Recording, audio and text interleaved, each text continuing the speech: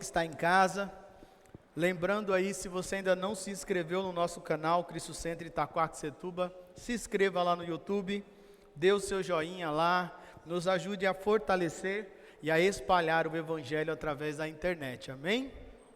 Irmãos, o nosso tema do mês, fidelidade, se encerra hoje, não é? E o nosso versículo-chave é Abacuque 2,4, que diz assim: olhe para os arrogantes, os perversos que em si mesmos confiam, o justo, porém, viverá por sua fidelidade a Deus. Amém? E fazendo um breve resumo, não é? Nesse domingo, nós aprendemos esse mês que fidelidade refere-se à lealdade, confiança e cumprimento das promessas, sendo um atributo essencial de Deus e uma virtude esperada dos seres humanos, ser fiel. Que fidelidade significa lealdade e confiabilidade. É a atitude de ser fiel, de ser digno de confiança. E é interessante, irmãos, que essa palavra fidelidade, que nós traduzimos como fidelidade, tanto nas palavras do hebraico como do grego, o sentido é o mesmo, é uma ideia de fé e compromisso. Por isso que Abacuque 2,4, talvez você tenha uma versão que diga: o justo viverá por sua fé, não é? Então, fidelidade, ela tem a ver com fé e compromisso. E é interessante também que nós fizemos uma pergunta, não é? Por que Deus permite que passemos por momentos de dificuldades? Uma resposta seria para que a glória de Deus se manifestasse. Outra seria para provar a nossa fidelidade a Ele. Agora, falar de fidelidade quando tudo vai bem é fácil, sim ou não? Muito fácil. Falar que não nega Jesus por nada quando tudo vai bem é fácil. E quando tudo vai mal? Quando os sonhos, os projetos ou qualquer outra área de nossas vidas não vai bem, não anda bem.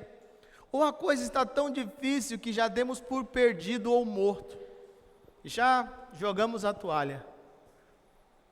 Será que é a nossa reação? Será que falaríamos como Jó? Aquele versículo que eu amo muito, que está lá em Jó 19:25, que ele diz: eu sei que o meu Redentor vive. Eu sei que o meu Redentor vive. Esse é o 6º discurso de Jó. E ele falando ali, respondendo a Bildade, um dos seus amigos. No meio de todo aquele caos, onde os seus amigos estavam procurando rotular Jó, achar um problema em Jó, ele em seu discurso ele diz: eu sei que o meu Redentor vive. E era o 6º discurso de Jó. Ou seja, quantas vezes Jó teve que ficar se explicando. E esse é um dos grandes problemas que nós enfrentamos, ficar rotulando as pessoas. Inclusive na quarta-feira agora eu quero pregar sobre isso, sobre o mal que é você rotular alguém segundo o que você está vendo ou acha que está vendo. Então você vai rotulando as pessoas e dando para ela uma nota de culpado ou inocente. E isso é algo que nós precisamos nos libertar. Então, se assim Deus permitir, como diz Tiago, iremos falar um pouco sobre isso, amém? Estou passando uns dias de descanso em casa, então, quando a gente está descansado, vem muita inspiração. É um descanso forçado, mas vem muita inspiração. Então, eu só vou anotando, e depois Jesus me ajuda a escrever um pouco mais. Agora, será que falamos como Jó? Eu sei que o meu Redentor vive, ou jogamos a toalha e desistimos de tudo? Essa é a questão. E um texto que eu gostaria que você abrisse aí é João capítulo 12, Evangelho de João capítulo 12, a partir do verso 1. É um texto que ilustra bem, irmãos, é um bom exemplo do que nós estamos falando. João capítulo 12, verso 1 diz assim, acharam aí? 6 dias antes de começar a Páscoa, Jesus chegou a Betânia, onde morava Lázaro, o homem que ele havia ressuscitado dos mortos. Prepararam um jantar em homenagem a Jesus. Marta servia e Lázaro estava à mesa com ele. Então Maria pegou um frasco de perfume caro, feito de essência de óleo aromático, Ungiu com ele os pés de Jesus e os enxugou com os cabelos. A casa se encheu com a fragrância do perfume. Irmãos, aqui o cenário é perfeito, sim ou não? O cenário aqui é muito bonito, né, irmãos? Lázaro foi ressuscitado dos mortos por Jesus, então a alegria estava muito boa. Aí, em homenagem, em gratidão a isso, um jantar em homenagem a Jesus. Lázaro preparou tudo, Lázaro sentado à mesa, Marta servindo, não é? Maria ali estava adorando Jesus, ofertando na vida de Jesus. Nós temos um problema quando falamos de oferta, né, irmãos? É uma coisa que realmente o coração do homem é complicado. Não entendemos, como falamos já esse mês também, que a adoração não é simplesmente sacrificar, é quando você entende que o que você faz não é um sacrifício, mas é uma atitude de gratidão, de adoração a Deus. Que a primeira vez que essa palavra surge na Bíblia, adoração, foi quando Abraão foi sacrificar Isaque. Ele não disse irei sacrificar, ele disse irei adorar e depois retornaremos. Porque, irmãos, quando você adora a Deus, de alguma forma isso retorna para você. E aqui a fragrância do perfume encheu toda a casa, ou seja, a adoração. A intensidade de Maria ali era tão grande que havia uma atmosfera de adoração. E aí, se você continua lendo, você vê Judas dizendo que absurdo. Olha que absurdo. Para que isso? Ou seja, quando você está na presença de Deus e você é fiel a Ele, você não se importa mais com o que vão pensar de você. Você só quer se entregar. Maria se entregou por inteira. E a adoração verdadeira, irmãos, ela incomoda aquele que não sabe o que é isso, mesmo sendo crente, porque Judas também era crente. Judas também era um discípulo de Jesus. Então a adoração, ela incomoda. Então já fica um alerta para nós. Cuidado quando você fica incomodado com a adoração de alguém. Antes de rotular essa pessoa, eu já estou pregando de quarto. Antes de rotular essa pessoa, busque em Deus realmente o que está acontecendo, para que você não chame de demônio aquilo que é do Espírito, porque isso é perigoso. E Maria estava dizendo para nós que todas as coisas vêm dele, existem por meio dele e são para ele. É isso que Maria estava dizendo sem palavras com aquela adoração. Agora, nem sempre foi assim. Para que aquela família chegasse nesse padrão de alegria, eles passaram por um processo muito dolorido, muito árduo. Nem sempre foi assim. Nós olhamos às vezes as pessoas alegres na presença de Deus e achamos que a pessoa nunca teve ou não tem problemas, engano nosso.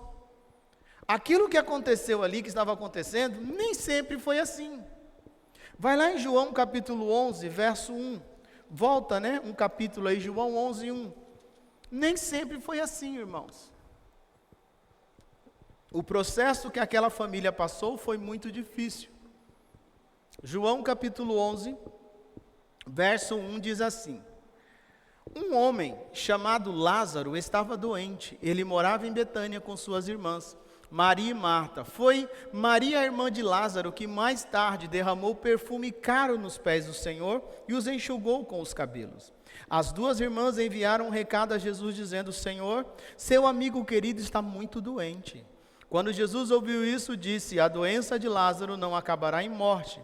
Ela aconteceu para a glória de Deus, para que o Filho de Deus receba a glória por meio dela. Jesus amava Marta, Maria e Lázaro. Agora vai comigo no verso 14.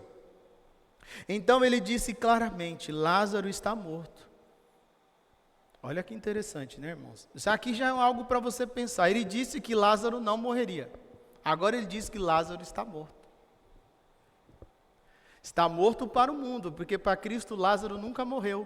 Porque o nosso Deus é um Deus de vivos e não de mortos. Então já fica uma dica para nós, não é? Seja fiel ao Senhor. Porque aquilo que você já deu por morto, Para Jesus é só uma fase, onde no momento certo Ele ressuscita o seu sonho, Ele ressuscita aquilo que você precisa. Agora, a tua fidelidade, lembra? Fidelidade na Bíblia é o conceito de fé e confiança. E aqui que entra algumas coisas para nós.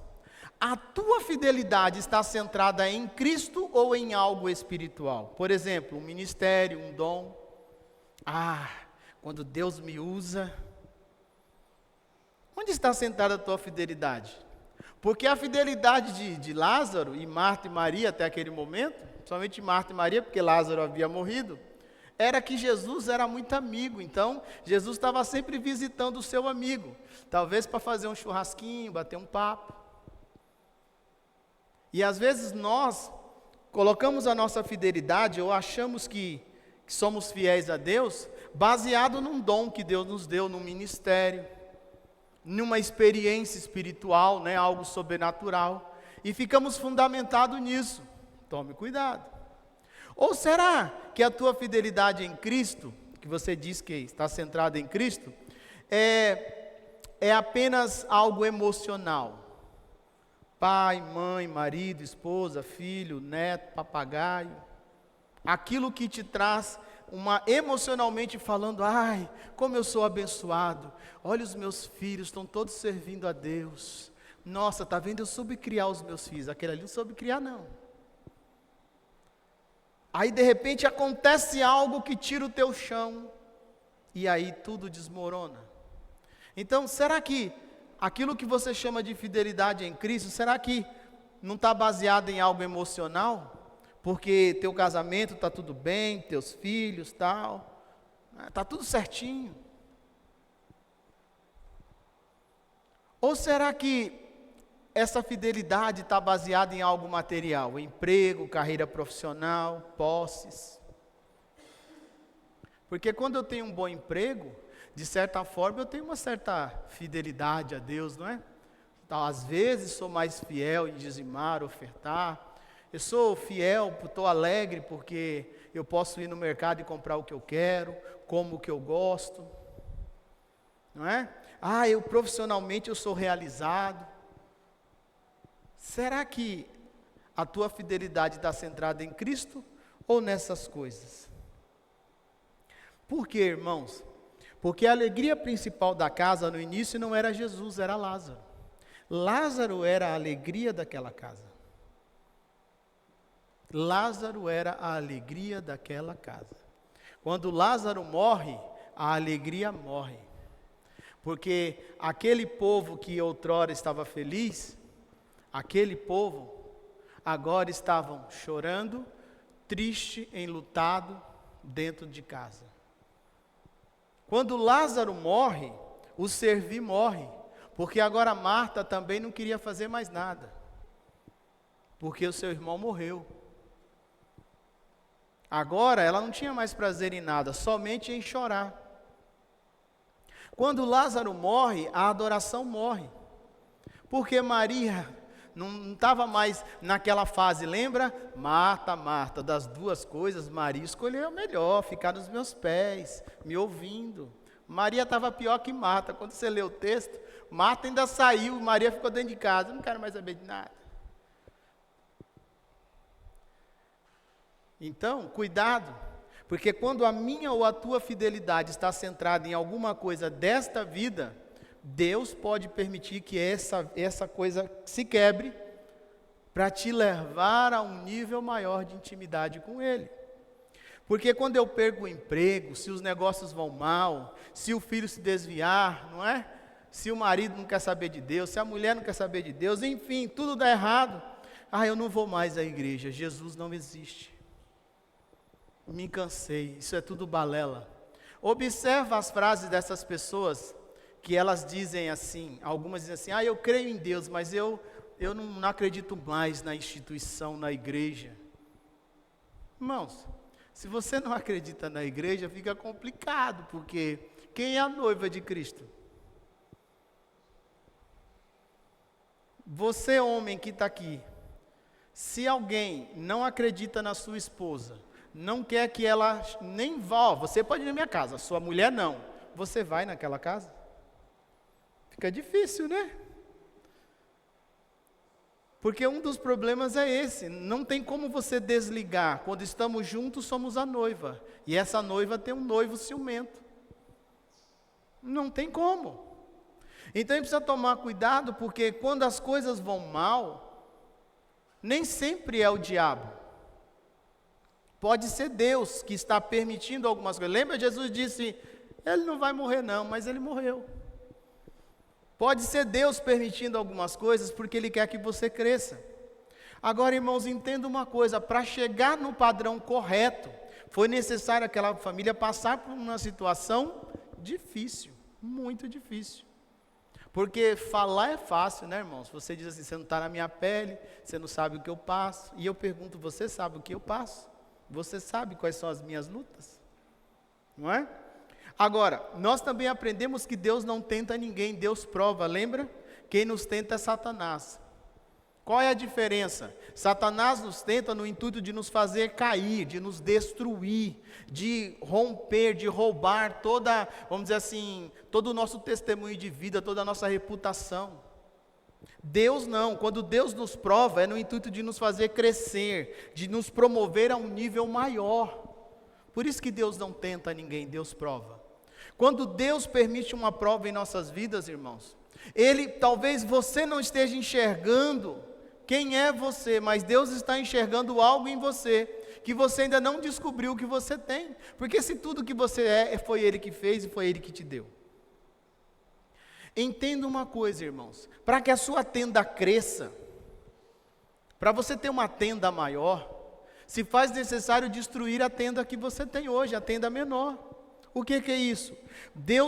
Quando Deus quer nos fazer crescer, Ele nos tira da nossa área de conforto. A área de conforto, irmãos, Deus torna ela desconfortável. Por isso que talvez você só leva por um lado assim ruim, quando a palavra diz assim que a nossa luta não é contra a carne nem contra o sangue. Deus irá permitir que muitas coisas aconteçam também, porque você tem que sair da sua área de conforto. Na sua área de conforto você não cresce.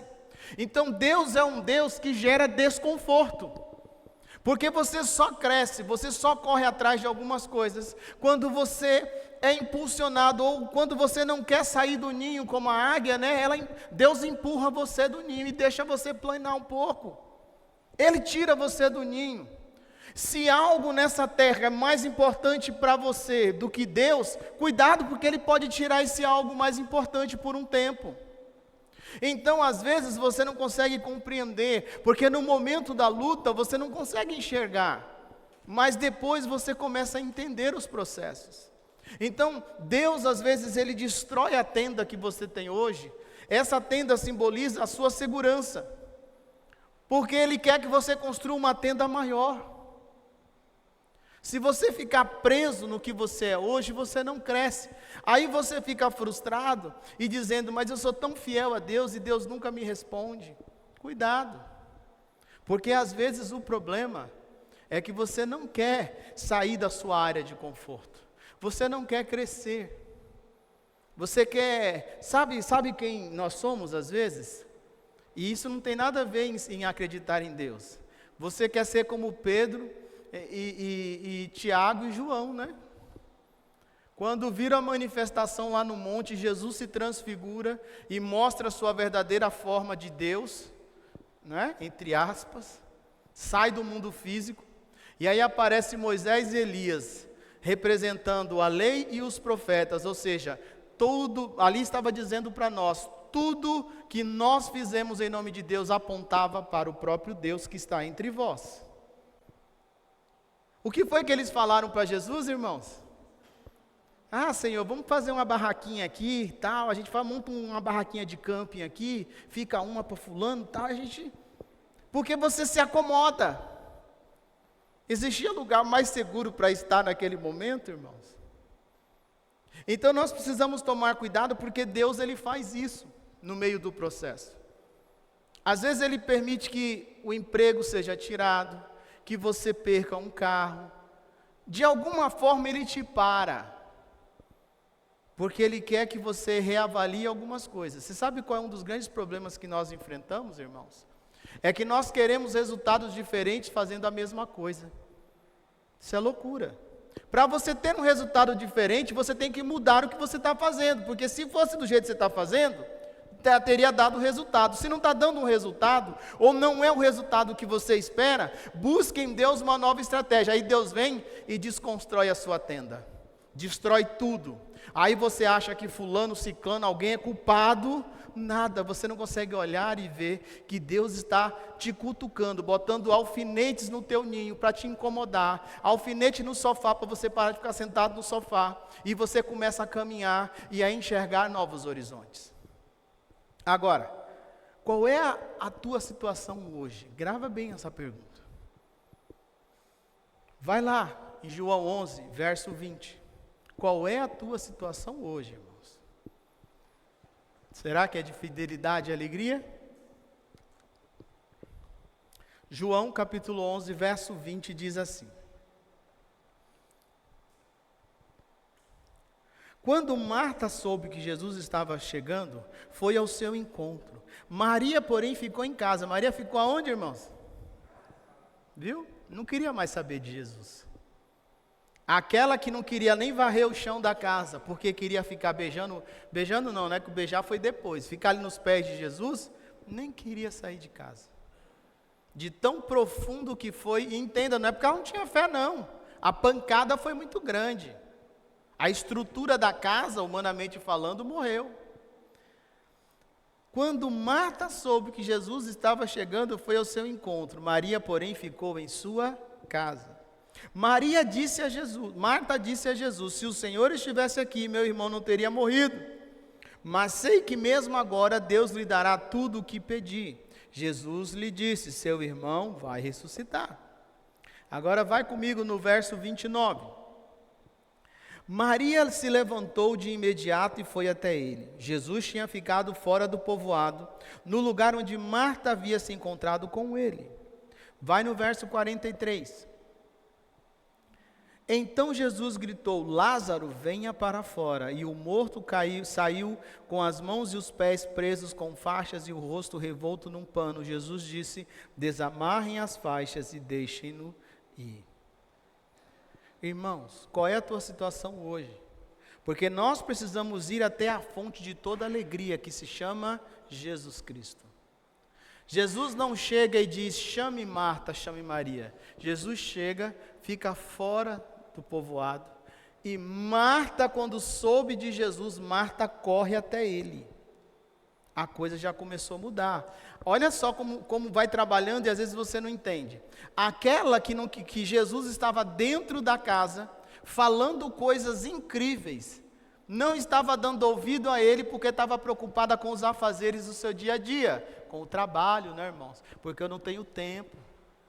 Agora, nessa doideira toda, Marta larga tudo de dentro de casa e corre para Jesus. Marta entendeu que não há lugar melhor de estar do que nos pés de Jesus.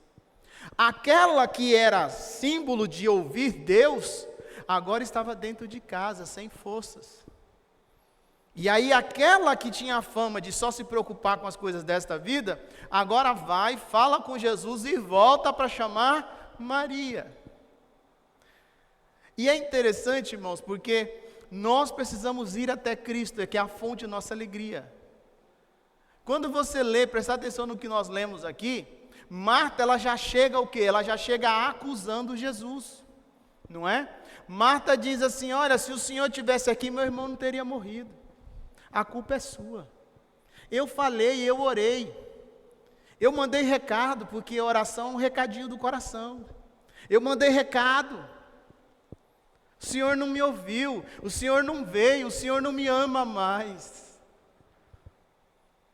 O Senhor Jesus ouviu e já sabia, mas havia um tempo para todas as coisas.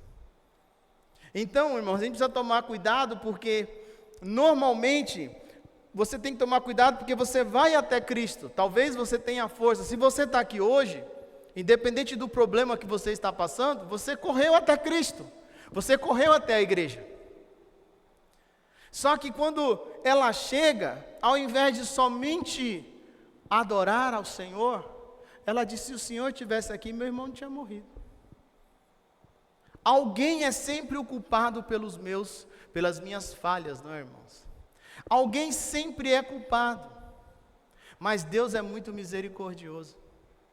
Deus é muito misericordioso. Porque nós precisamos beber dessa fonte chamada Jesus Cristo todos os dias, irmãos. Não é só no momento de desespero e de dor. Jesus é e sempre será o motivo da minha e da tua alegria. A minha fidelidade a Cristo, ela é convertida em uma fonte de alegria sobre a minha vida, sobre a minha família, sobre o meu trabalho, sobre o meu ministério. Então, outro benefício de você ser fiel a Deus, é que essa fidelidade, ela é convertida em alegria. Quando somos fiéis ao Senhor, independente da luta que passamos, como ele disse, como Jó também disse, que no livro de Jó diz o quê? Que o teu futuro, o teu início parece pequeno, mas o teu futuro é de grande prosperidade. Então Deus reverte essa fidelidade. Esse é outro benefício da fidelidade a Deus. No momento certo, se você não desanima, se você permanece fiel, o Senhor, Ele converte isso em alegria, em bênçãos. Jesus Cristo é a coluna principal da minha vida, irmãos. Da tua vida, da tua casa, da minha casa. Não pode haver outra coluna principal. E isso é algo tão incrível, porque entra até num outro contexto. Às vezes você firma a sua fidelidade por causa de um dom, por causa de uma experiência com Deus, e você começa a achar que sem você, a igreja não funciona. Que se você é uma coluna, a coluna é Cristo. Nós somos apenas alguns pilares muito finos, e que se quebra facilmente. Cristo é a coluna central. E Deus estava ensinando isso, Jesus estava ensinando isso para aquela família. Que Ele é a coluna. Jesus é a coluna principal. Romanos 11:36, Paulo diz o quê? Pois todas as coisas vêm dEle, existem por meio dEle e são para Ele. Outra versão diz, porque dEle, por Ele e para Ele foram feitas todas as coisas. Então, o motivo de tudo, de estarmos aqui é Cristo. A nossa fidelidade tem que estar centrada nisso, irmãos. A única alegria que permanece para sempre em minha vida é a certeza de quem é Jesus Cristo. Quem é Jesus para você? Se alguém te perguntasse agora, quem é Jesus para você, o que você responderia?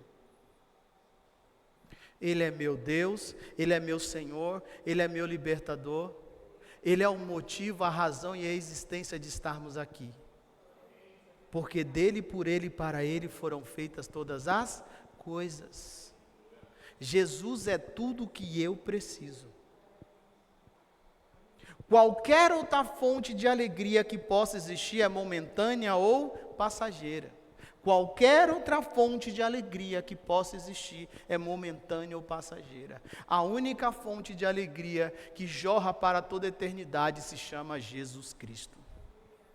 Se você se lembra, fidelidade a Deus por causa de uma saúde, eu tenho uma saúde de ferro, por causa de um bom emprego, por causa de, irmãos, toma cuidado, por causa de um dom. Então as pessoas, elas não gostam de você. As pessoas, elas nem sabem quem você é, elas estão atrás de você por causa do dom que você é usado em Cristo. Uma hora essa fama passa, tudo é passageiro. Quando a tua fidelidade não está centrada em Cristo, isso é momentâneo, sabe por quê? Porque chega uma hora que já não é mais novidade. Aí, para se manter na crista da onda, você começa a inventar coisa, você começa a ver os famosos, o que eles fazem? Arruma até um escândalo, alguma coisa, porque você tem uma necessidade de ser notado. Quando, na verdade, a maior alegria foi o que Jesus disse para os seus discípulos, não fica alegre porque os demônios se sujeitam a vocês. Não fica alegre porque vocês curaram alguém em meu nome. Fique alegre porque o nome de vocês está escrito no livro da vida. Essa é a fidelidade eterna, irmãos. Se seremos famosos ou não, se a fama que teremos ela será de 1 ano ou de 100 anos ou não, não importa, o que importa é o que Cristo escreveu a meu respeito e ao teu respeito. Quando você entende isso, a tua fidelidade, por mais que você possa conquistar muitas coisas nessa vida, porque lembra, quando você é fiel a Deus, Deus converte isso em muitas coisas. Nada disso importa. O que importa para você é quem é Cristo em sua vida. Irmãos, é muito incrível, né? Existem lugares de outras religiões que eles não têm problema de você falar que acredita em Deus. Você pode falar que você crê em Jeová, no nome que você quiser, mas fale do nome de Jesus Cristo. Esse nome incomoda. E o pior é que hoje até o crente já não está mais nem falando de Jesus Cristo. Esse nome tem poder, irmãos. Porque esse nome não é só um nome, esse nome é a manifestação do Deus vivo na terra. E o Verbo se fez carne e andou entre nós. Então a nossa fidelidade, tudo o que nós cremos e queremos, precisa ser em Cristo. Fora de Cristo, todas as outras coisas são alegrias momentâneas e passageiras. Hoje você está alegre porque você comprou um carro. Amanhã você está chorando porque o carro quebrou e você não tem dinheiro para arrumar. São coisas momentâneas. Como alguns brincam, né? Dependendo do carro, são duas alegrias. Quando você compra e quando você vende. Hoje eu estou alegre porque Deus me deu condição de ter uma casa. Amanhã eu já não quero mais aquela casa, porque são alegrias momentâneas e passageiras. Tudo isso faz parte. Deus ama nos dar presentes. Mas a nossa fidelidade a Ele não pode estar centrada nessas coisas. Porque se estiver centrada nessas coisas, Ele vai quebrar esse pilar na sua vida. Ele vai gerar desconforto, porque Ele não quer alguém que está seguindo a Ele por aquilo que Ele pode fazer. Ele quer alguém que o ama, independente se está doente, se está bem ou não está bem. O próprio Jesus disse isso em João. Ele disse: vocês estão me seguindo, não é porque vocês entendem quem eu sou. Vocês estão me seguindo porque eu posso multiplicar pão e peixe. Sempre foi assim, irmãos. Sempre foi assim. Onde houver uma carniça, sempre haverão os abutres, diz a palavra. Sempre foi assim. Então o método humano de fazer um lugar crescer é muito simples. Faça algumas coisas que atraiam as pessoas. Prometa algumas coisas a elas e elas virão aos montes. O problema é que elas vêm aos montes e vão embora aos montes também. Comece a falar muito de revelação. Eu creio em tudo isso, viu, irmãos? Eu sou pentecostal. Só que eu descobri uma coisa. Se houve, vou ser bonzinho, tá? 100 profecias sobre a minha vida, de bênção, estou esperando até hoje. Chave de carro era o que eu mais ganhava. Porque no nosso meio penteco, o que mais abra a mão, irmãos, contempla a chave aí, varão. E eu ficava feliz, eu vou ter um carro. Ia na agência e desanimava. Então a gente precisa tomar cuidado, porque quando Deus fala, Ele tem poder para fazer aquilo acontecer. Quando você olha para a Bíblia, Deus não ficava falando toda hora, irmãos. Até porque você tem a palavra escrita, que ela é inspirada por Deus. Você quer saber o que é preciso fazer para ser rico? Leia a Bíblia. Você quer saber como ter uma vida longa na terra? Leia a Bíblia e viva. Tudo está escrito. Você quer saber o futuro? Não precisa ir na cartomante, leia Apocalipse. Já está escrito qual é o futuro, o meu e o teu. Está tudo escrito. Mas por misericórdia, Deus ainda usa e fala conosco de uma forma particular, amém? Só que você tem que estar muito bem centrado. Porque senão você pode ouvir algo e talvez foi Deus que falou. Lembra? Jesus disse: Ele não morrerá, mas Ele morreu. O que isso quer dizer? Que toda promessa tem uma vírgula. Às vezes não é que Deus não falou, a pergunta é: você cumpriu o que veio depois da vírgula? Olha, se você permanecer nos meus caminhos, se você me obedecer, se você realmente for fiel a mim, eu farei todas essas coisas na sua vida. E aí, quando Deus fala e põe a vírgula, essa vírgula pode significar um tempo de tormento e tribulação. E aí, quando vem esse tempo, você joga a toalha e você diz: mas Deus não disse que ia me fazer, que ia me dar um carro novo? Acabaram de roubar o meu carro. Para ter o novo, o velho tem que sair. E você nunca sabe. E se Deus estava te livrando de uma falha no freio que você morreria a 120 km por hora? Você não sabe o que Deus está fazendo. Então você precisa tomar cuidado com tudo isso, porque a fonte de alegria eterna é Cristo. O resto é balela. Você pode ser alguém que morra de velhice milionário como Daniel, como José, como alguém como Paulo que morreu na cadeia sem nada, perdendo o pescoço. Isso para Deus não importa. O que importa é que tanto no palácio como lá na cadeia, esses dois homens, eles foram morar com o Senhor. Porque nós temos esse problema, né, irmãos? Nós atribuímos fidelidade a Deus com coisas momentâneas e passageiras. Paulo disse: todo mundo me abandonou. Olha, quando passar em tal lugar, traz a minha capa. Ou seja, só tem uma capa e nada nem está comigo, estou passando frio na cadeia. Mas ele disse: posso todas as coisas naquele que me fortalece. Ele disse isso preso, irmãos. Ele não falou isso quando tudo ia bem. Jó, quando disse: eu sei que o meu Redentor vive, ele não disse isso quando tudo ia bem. Ele disse isso no auge da sua enfermidade, que ele só estava esperando a morte chegar. Quando Daniel resolve ser fiel a Deus, ele não fez isso no auge, ele fez isso no começo, correndo o risco de morrer, por não querer comer daquilo que o rei mandou comer.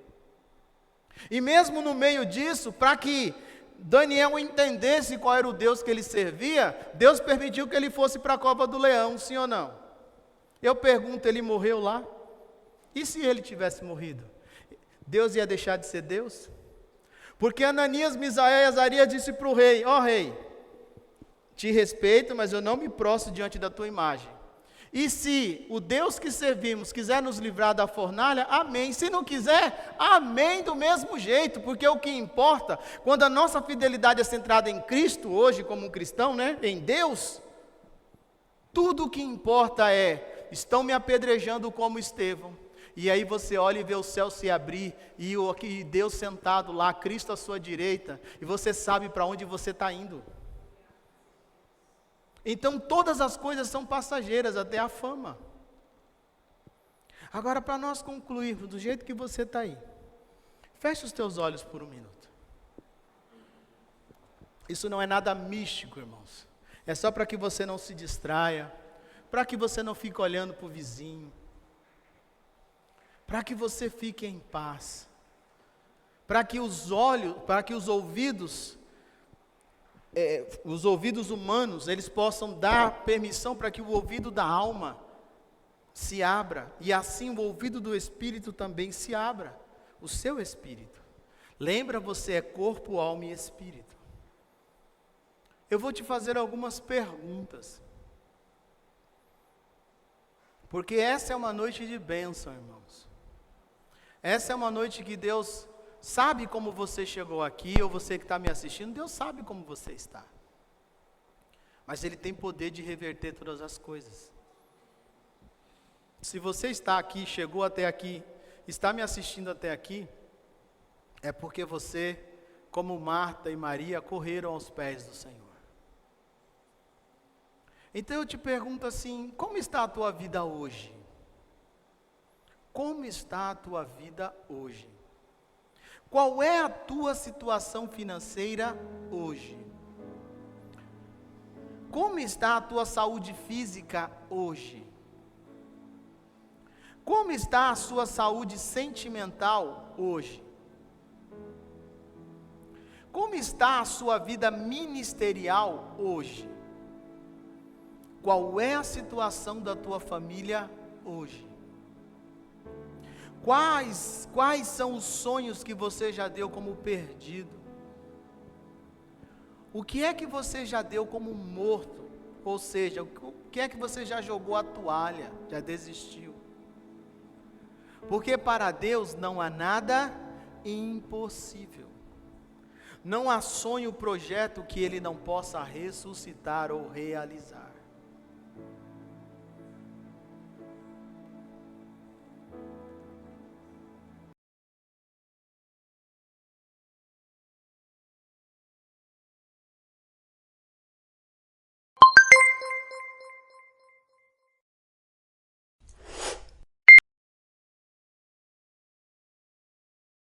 Teu passo de fidelidade você já deu.